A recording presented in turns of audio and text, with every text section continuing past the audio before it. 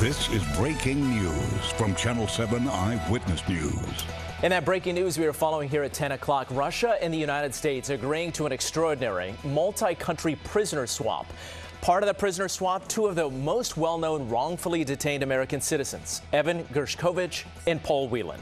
A senior Biden administration official saying the two are expected to be in U.S. custody soon.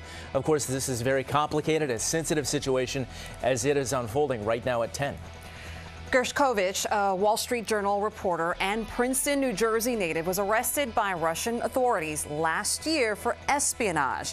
Whelan, a former U.S. Marine, was accused of spying, and then he was arrested in Russia in 2018. We have team coverage this morning, beginning with ABC News' Patrick Reevell joining us live from Paris. And so, Patrick, right out of the gate, where do we stand right now? Where are Whelan and Gershkovich at this hour? Do we know?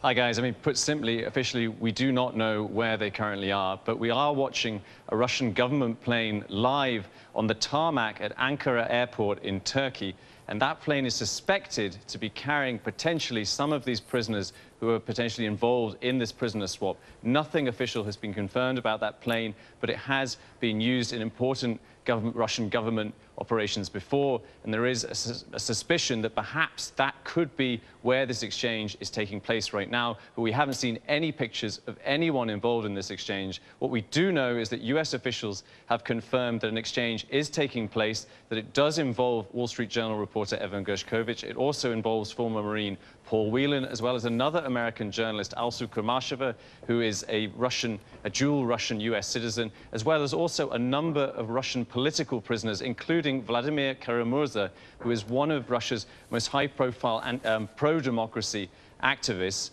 And what we understand is that this is a very large exchange. Even to have listed those figures involved, this is a very significant exchange. We don't yet know who the U.S. is providing in exchange for these people, but there are a number of clues that we've seen in the past 48 hours. And of course, though, this is a huge relief for the families of Evan Gershkovich and Whelan. Whelan has spent more than 5 years in detention. Evan has spent more than a year and a half. Their families obviously desperate to get them home. And this, of course, as we are going to continue to see, we'll see who is going to be traded and see how this unfolds in the coming hours, guys.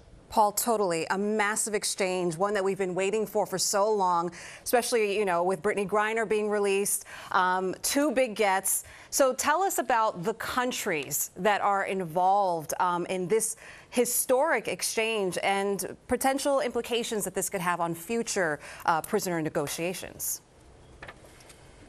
So, as you say, this is still breaking, and we don't yet know the full extent of all the involvements and not able yet to say exactly which countries are involved. But as I say, in the last 48 hours, there have been a number of indications that a big swap was underway. One thing that we saw was that in Slovenia, a married couple who had been accused of being deep cover spies were rapidly sentenced in a court hearing just yesterday. At the same time, in Belarus, a German man was abruptly pardoned, who'd been sentenced to death and then suddenly pardoned.